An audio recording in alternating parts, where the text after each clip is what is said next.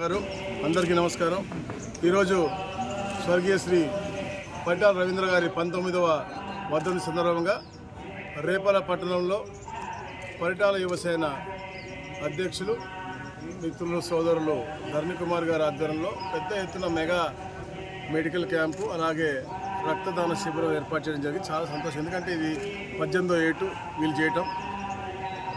పరిటాల రవీంద్ర గారు మన మధ్య భౌతికంగా లేకపోయినప్పటికీ కూడా ప్రతి ఒక్క పేదవాడి హృదయంలో ఉండే విధంగా ఏదైతే స్వర్గీయ శ్రీ నందమూరి తారక రామారావు గారు రామరాజ్యం కోరుకున్నారో దాని స్థాపన కోసం ఎంతో కృషి చేసి ఒక ప్రాంతానికి పరిమితం కాకుండా మొత్తం యావత్ ఆంధ్ర రాష్ట్రానికి, తెలుగు రాష్ట్రం అంతా కూడా వ్యాపించి పేద బడుగు బలహీన వర్గాలందరికీ కూడా సమానంగా ఉండాలా, వాళ్ళకి అభ్యున్నతి చెందాలి, రాజకీయంగా సామాజికంగా మెరుగైన జీవన పరిమాణాన్ని ఇవ్వాలని చెప్పేసి ఒక మంచి ఆలోచనతో పనిచేసేటువంటి రాయలసీమ బిడ్డ పరిటాల రవీంద్ర గారు.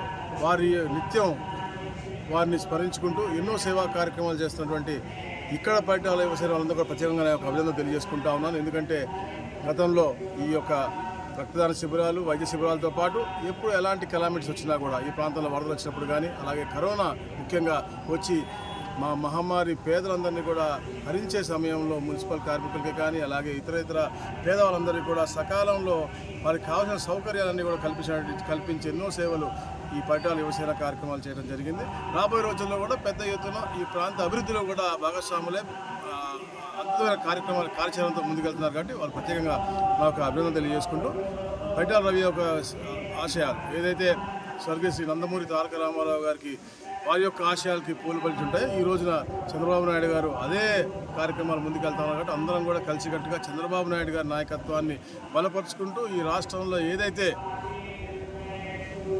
కీచక పరిపాలన ఉందో, నియంత్ర పరిపాలన ఉందో దాన్ని తరిమేయాలి. ఇలాంటి అతను మనిషి అసలు ముఖ్యమంత్రిగా పనికిరాని చెప్పి ఆ రోజు పరిటాల రవీంద్ర గారు మీ కుటుంబం పైన, ముఖ్యమంత్రి గారి కుటుంబం పైన పోరాటం చేసినటువంటి వ్యక్తి మీ అందరికీ తెలిసిందే.